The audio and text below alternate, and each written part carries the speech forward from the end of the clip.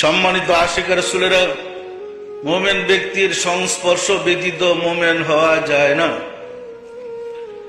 বীজ বপন করা ব্যতীত যেমন জমিনে ফসল পাওয়া যায় না,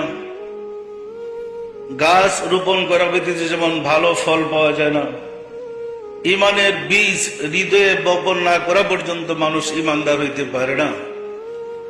কিতাব পড়ে মানুষ জ্ঞানী হতে পারে, পণ্ডিত হইতে পারে, মুফতি হইতে পারে, মুফাসসির হইতে পারে, আলেম হইতে পারে, কিন্তু চরিত্রবান হইতে পারে না। চরিত্রবান ব্যক্তি হওয়ার জন্য চরিত্রবান ব্যক্তি শর্ত।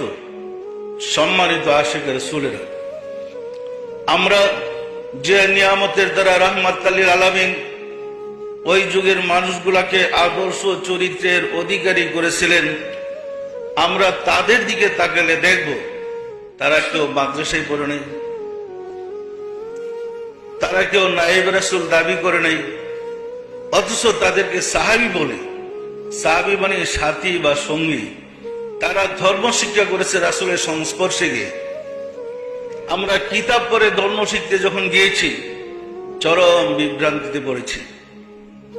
সম্মানিত আশিক রাসূলেরা, পৃথিবীর এমন কোন প্রতিষ্ঠান নেই যে প্রতিষ্ঠানে শিক্ষা দেওয়া হয় কিভাবে